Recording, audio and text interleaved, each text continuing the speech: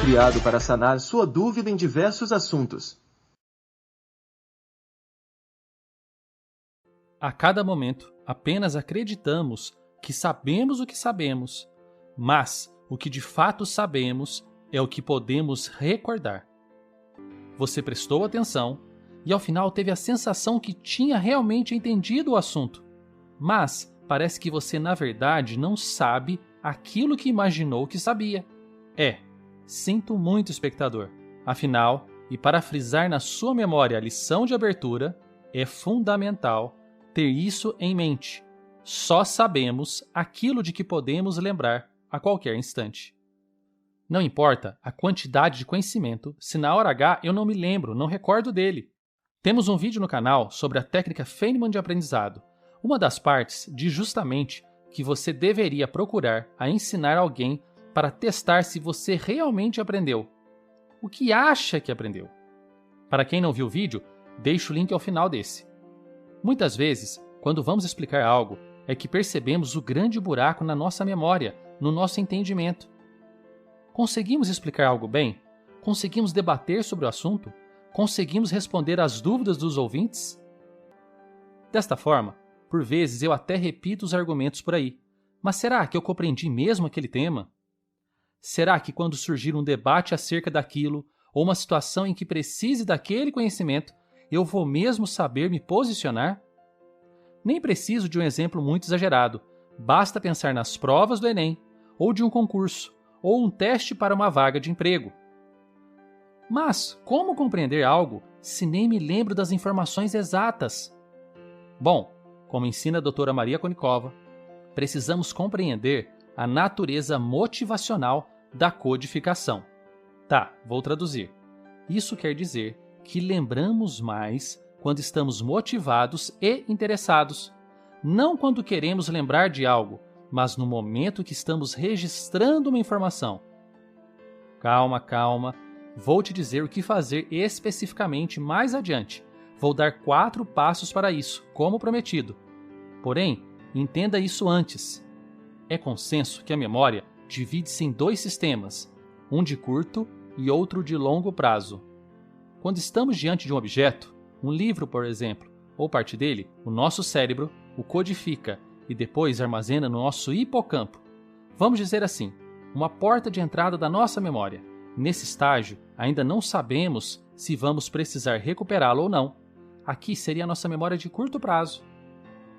Aí, caso a nossa mente ache que aquilo deve ser preservado, ou se nós mesmos ativamente achamos isso, aquele conteúdo é enviado para determinado compartimento no córtex, como se ele fosse colocado numa determinada pasta no HD do seu computador, que seria a nossa memória de longo prazo. Esse processo é chamado de consolidação, guarde isso. De certa forma, podemos dizer que a memória de curto prazo funciona como um filtro para a nossa memória de longo prazo.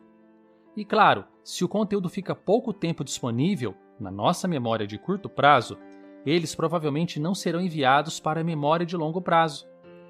Além disso, quando dizemos que sua mente decide o que envia ou não para a memória de longo prazo, ela faz isso a partir de suas experiências e diretrizes passadas, que são aquilo que de alguma forma você acha importante. Assim, quando necessitamos de uma lembrança específica que passou por esse armazenamento, nossa mente vai até a pasta e pega o arquivo procurado. Resumindo e sendo bem direto, para se lembrar das coisas quando precisa, você necessita de sua memória de longo prazo. É lá que sistemas complexos de informação ficam armazenados para o seu uso. Mas, sempre tem um mas, no mundo atual, estamos sendo bombardeados de informações e novidades a todo instante. Notificações, mensagens e mais mensagens, vídeos, áudios e tantas outras coisas. Sua memória de curto prazo sofre esse bombardeio e, claro, não existe processamento para a maior parte disso tudo. É como se você ficasse distraído em meio a tantas informações. É certo que quase nada disso vai ser enviado à memória de longo prazo. E pior, aquilo que vai ser enviado para lá pode não ser guardado da melhor forma. Fica tudo como um velho porão todo bagunçado. Informações importantes se perdem em meio a outras irrelevantes. Uma coisa bem curiosa aqui, e que vai explicar algumas experiências que você vive ao usar a sua memória. Muitas vezes não resgatamos as memórias intactas e da forma que guardamos. Os conteúdos se transformam e podem até misturar-se dentro de suas pastas. Assim, aquela memória do primeiro beijo que você deu pode vir manchada, não de baba, mas de alguma outra experiência. Foi num parque? Estava chovendo ou fazia sol? Já teve essa sensação de que uma lembrança parece estar misturada com a outra? Coloca nos comentários.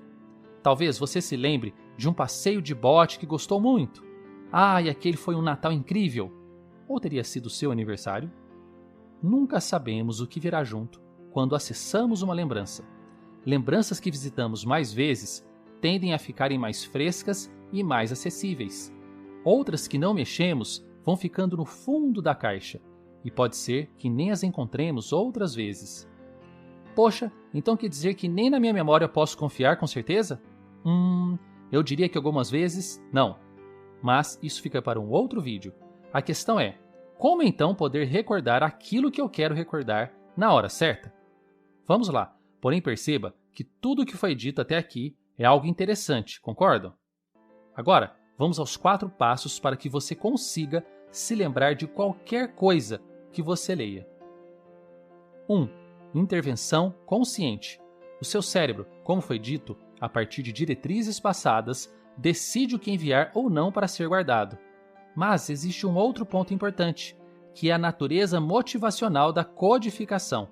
Assim, lembramos mais quando estamos motivados e interessados, mas em especial no momento em que as lembranças estão sendo registradas na sua codificação, e não na hora da recuperação dessas lembranças. E você pode usar isso conscientemente. Quando quiser de fato memorizar algo, você deve dizer a si mesmo: eu quero me lembrar disto. Isto é importante, preciso me lembrar. Essa é uma intervenção consciente no processo de memorização. A doutora Maria Konnikova diz que, contudo, vale você consolidar a informação assim que possível. Vamos falar disso no próximo passo. 2. Consolidação. Após a leitura de um texto ou parte dele, como um capítulo de um livro, procure explicar o que acabou de ler. No estudo, estudantes que explicaram certo conteúdo matemático após uma leitura saíram-se melhor em uma avaliação do que aqueles que repetiram várias vezes as informações. Desta forma, antes de pular para a próxima atividade, pense sobre o conteúdo que acabou de ler. Mas não apenas pense, explique para alguém ou para você mesmo. Fale em voz alta, talvez ele possa ser inserido numa pequena história. Esse processo ajuda na consolidação e também na hora de resgatar essa memória. 3. Repetição espaçada. Faz-se necessário que retornemos com regularidade num determinado tema para que aquele conteúdo seja melhor assimilado. Defina intervalos de ao menos 24 horas para voltar àquele estudo. Depois, pode aumentar o espaçamento. Eu sei que isso é mesmo uma técnica de estudo. A questão é que o seu cérebro é um músculo e você precisa exercitá-lo. 4. Atenção plena. Você não nasceu para ser multitarefa. Então, estudar, escrever um texto, falar ao telefone e ficar respondendo os amigos no WhatsApp ao mesmo tempo não ajudam em nada no processo de memorização. Você vai simplesmente perder muito do que leu. Aquilo nunca chegará à sua memória de longo prazo. Nossa atenção é um recurso escasso. Quando nós focamos em algo, muitas e muitas outras informações se dissipam para nós. Então, organizar os tempos de aprendizado e de memorização é fundamental. Acho que na atualidade talvez esse 4º passo seja o mais difícil. Claro que tem uma lição bônus e é a minha preferida.